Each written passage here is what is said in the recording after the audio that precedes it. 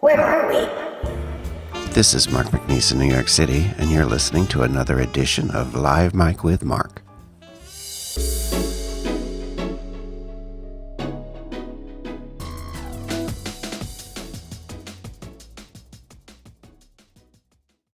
Welcome to the podcast, everybody. This is Mark, and I am already on the phone with my guest for the podcast this week. It's Robert Levithan.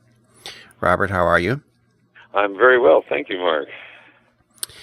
And we were talking briefly before we started. We're both in New York City. I'm near Gramercy Park. I'm down in Soho, so we're not too far away. Okay, no, not far at all. Now, I'll start out by saying I really appreciated that you let me post your column. I read it at the Huffington Post. Actually, a friend sent it to me, and it was. You've done quite a bit of writing for them and a lot of other places, but it was Outliving Ourselves, Long-Term Survivors of AIDS Come Together. So I was able to run that at LGBTSR, and then I reached out to you and asked if you had 20 minutes for this, and you did. So I really, really appreciate that. Well, it's a pleasure, and it's an honor. I mean, I'm privileged to do what I do, to get to work with people who are dealing with the big issues in life. How do we cope with them? Well, looking at your bio, there's pretty much nothing you don't do. You do an awful lot. I don't know how much of it you still do, but you danced in the movie Hair for Twyla Tharp. You performed with Robert Wilson under the direction of Roman Polanski, and you drove a New York City taxi. And now you're a therapist and a columnist. Now I'm a psychotherapist. I'm a writer, and I also do design consultation. And I was the design shrink, writing for Oprah for a while, and I'm working on 2 design projects right now. The way I like to put it is, on a good day, I'm a Renaissance man. On a bad day, I'm a dilettante. What is a design? Well, I mean, maybe it's self-evident, but a design consultant. Well, I work with people. The column I wrote was the design shrink, and so it's approaching design from the psychological, emotional needs of the client first, not the space layout. You know, what's the next chapter in your life, and how do you want to live? And then let's work on creating the space, or finding the space that will give you the sort of the launching pad for the next chapter of your life. Well, I really like that. I could use one. Although I think to some extent I've been my own design consultant, because I relate to spaces and what they do for me and to me emotionally. Mm-hmm. Some of us are very sensitive to the space we're in and what's in the surroundings. I'm definitely one of those people. So. Mm-hmm. And this work came out of the fact that I've always done my own spaces, and people were asking me to please help them with theirs. And at a certain point, I had to say that, I can't do it unless you pay me. So it became another professional outlet. I want to ask you about Friends In Deed. Yes. I was there a long time ago. There was I was seeing I guess you'd call him a therapist, but it was much more Eastern. We did mindful walking, and I remember going to Friends In Deed one Saturday and doing... Yes, Samuel Kirshner. Oh, you know him. You were doing moving meditation with Samuel, yes. Oh, yeah. Samuel was the first person who invited me to actually do facilitation of groups back in the 80s. Oh, wow. That is him. Yes. So can you tell our listeners about Friends In Deed and your involvement with it and what it is? Friends In Deed is a crisis center. We have a wonderful loft in Soho, on Broadway, just below Howson Street, and it was created in 1991 by Cynthia O'Neill and Mike Nichols as a response to AIDS.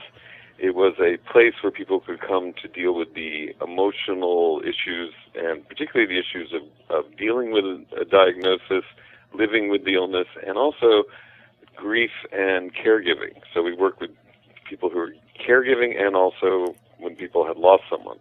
In our early days, our clientele was mostly people dealing with HIV and their families and friends. And over the years, we broadened the scope, and we work with people dealing with cancer, other life-threatening illnesses, grief, and caregiving. We have drop-in groups, seminars, workshops, crisis counseling, Everything is free, and you can check it out at our website, friendsindeed.org. And we've been, as I say, been there since 1991. I literally just walked in the door a few minutes ago. I was leading a group as part of our long-term survivors program. This is our second iteration of the program. We were funded by the Elton John AIDS Foundation, and this is a program so far it's only been for men, but it will be for women eventually as well, who have lived for many years with HIV and AIDS, and the issues of aging, of surviving and outliving the prediction of when most of us thought we would be gone. I was at about 3 weeks ago. I got invited to the LGBT Elder Housing Summit, and there was a gentleman there who talked about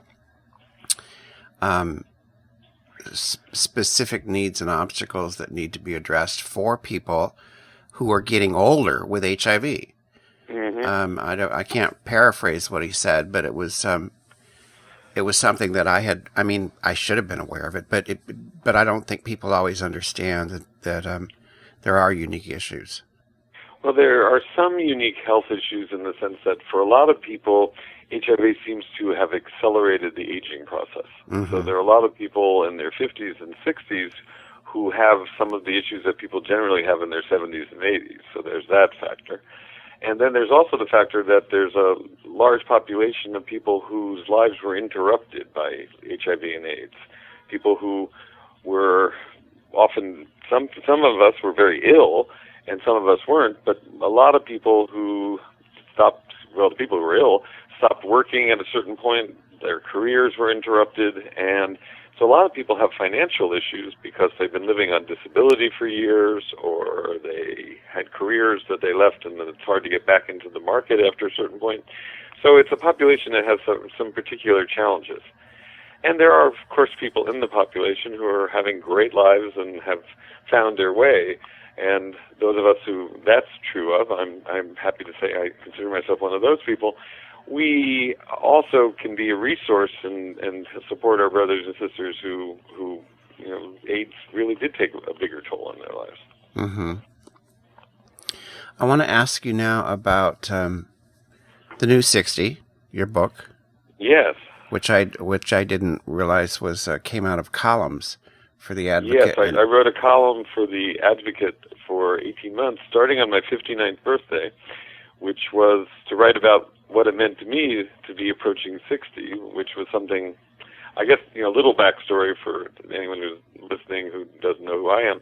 I tested positive in 1984 as part of a study, so I was actually tested before the test was available for the general public, and I had a feeling I was already an activist in the AIDS community by that point and involved, and so that was an era when nobody basically would have ever predicted that I would be celebrating my 60th birthday in 2011. Mm-hmm. How would I get there?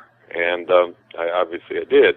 And so as I approached it, I thought, wow, I guess I have to start looking at what does this mean. And I have a sense of gratitude about aging that often people don't, because the fact that I'm here is amazing.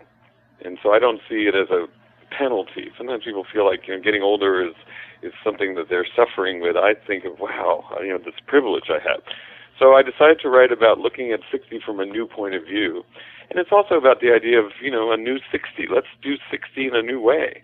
Mm-hmm. Some of us are doing 60 the way our parents did 40 or 50. We're reinventing aging in the 21st century. So that's looking at. But it's also about survival. How do you get through all this stuff? And it was what showed up in my life for 18 months. Mm-hmm. I didn't know that I was going to experience a suicide, a death of friends. I'd be turned down by a co-op board, just whatever the things are. And then it's like, okay, now I get to look at this. Well, that resonates a lot with me, because I started the website that I do 4 years ago because I the biggest thing, the refrain I've heard most often from aging LGBT people is that they feel invisible. They feel like the culture just starts to sort of erase them. and I wanted to not do that. I'm not going to be erased. I'm not getting off the stage. I'm not taking up anybody's space but my own, and it's mine until I'm finished.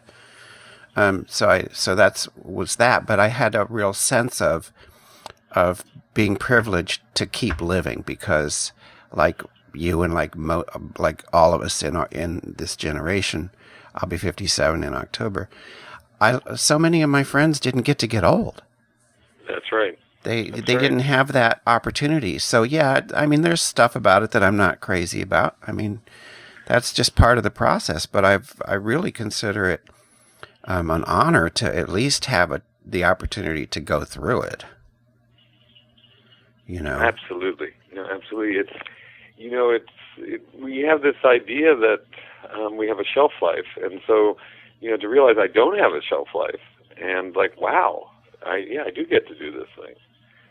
And there's some of it's not fun. I realize that I get to deal with aging parents and the deaths of people I know, and a lot of things that I would have been let off the hook if I had died young.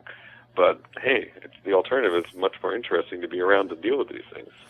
Now I'm going to ask you one question. I know that I'm not paying you for a session, but I'm just here's something. It's the one thing that I haven't quite figured out how to deal with as 60 comes toward me, is the sense that I'm running out of time. On the one hand, it motivates me because there are things I want to do, things that I'm determined to get done.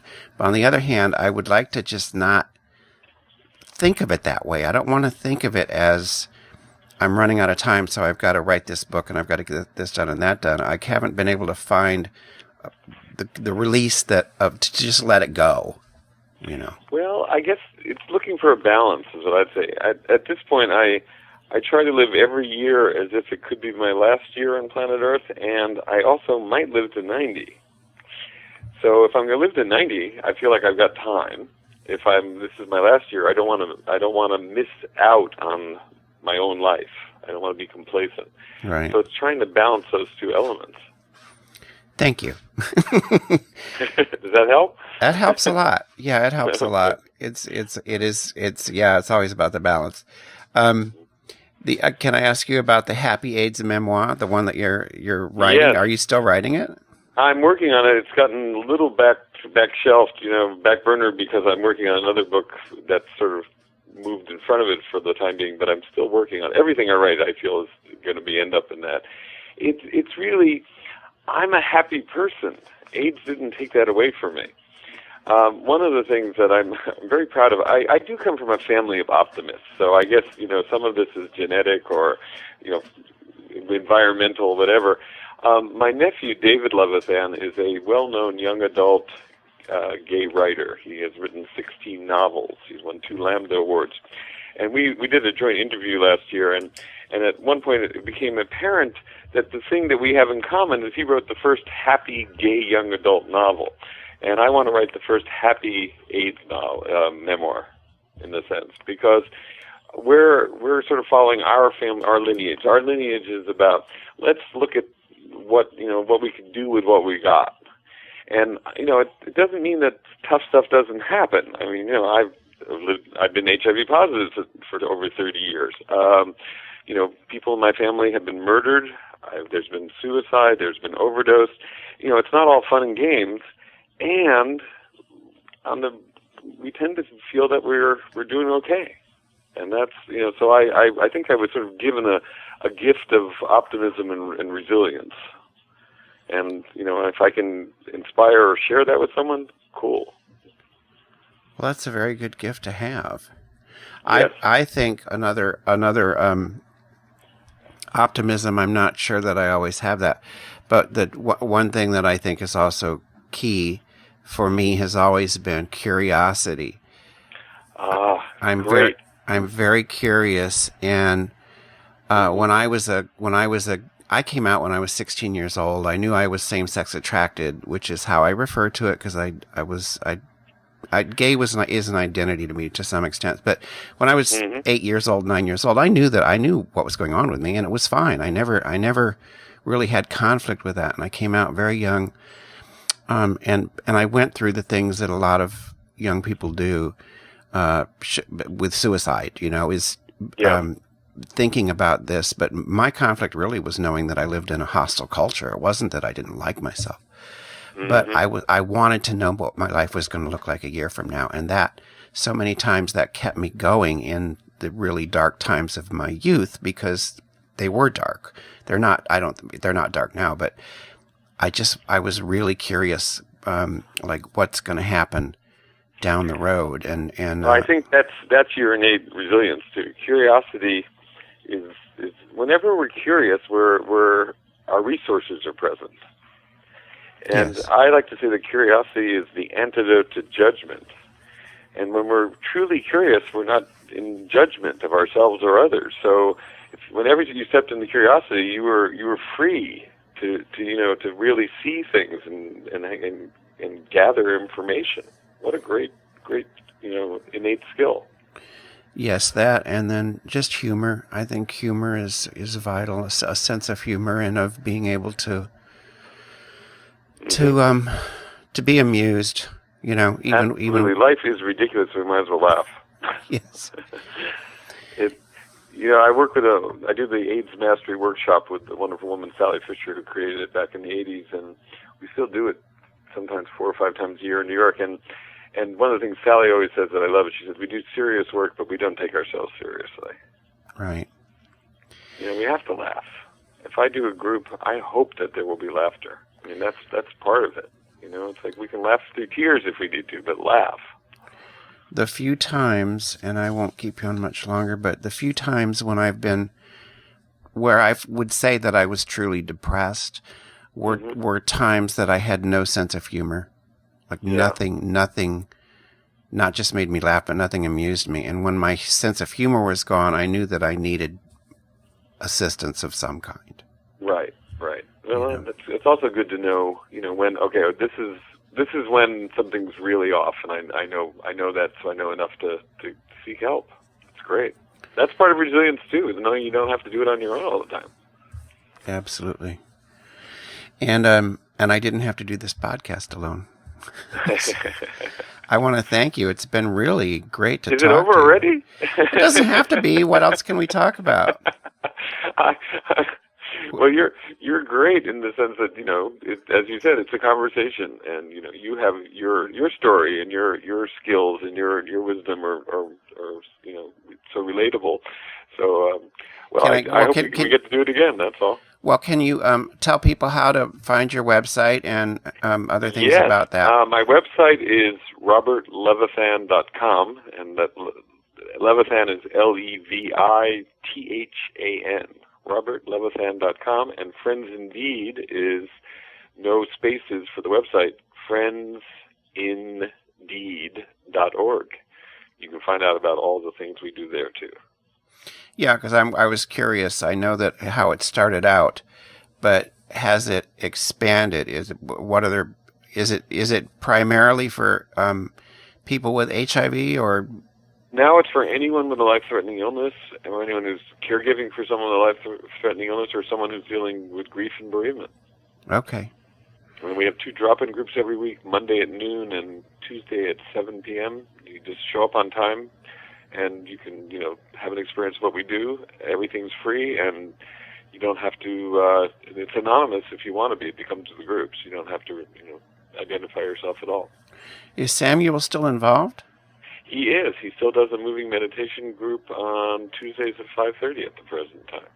If you happen to see him, tell him Mark McNeese said hello. I remember his apartment on 28th Street. I remember the walking, the mindful walking. It was all very helpful. Great. Well, I have a feeling we've met before, because your name is very familiar, Mark. I have a feeling when we do meet again in person, we'll go, "Oh, you." Well, and now I've got I'm sorry, you said your nephew, David Levithan? David Levithan, yes. His latest book is Two Boys Kissing, won a Lambda Award, and actually it is about AIDS in part. It's a contemporary gay love story set around, based on a real incident, although he's not telling their story, but the longest kiss in history for the Guinness Book of Records was by 2 gay boys in New Jersey, and he uses that as a starting off point. But what is extraordinary is the contemporary action is commented on by a Greek chorus of ghosts of men who died of AIDS. Oh, wow. And so it brings our generation to the young people, and he did it really brilliantly. Is he in New York? He is. Yes. If I look him up to be a guest or to feature his book, can I drop your name? Absolutely. I'm sure. sure you can. Okay. And he's on Facebook as David Levithan for sure. Oh, by the way, reaching him, just let me know. With the Lambda thing, by the way, I co-edited and published a collection of short stories and essays by LGBT writers over 50.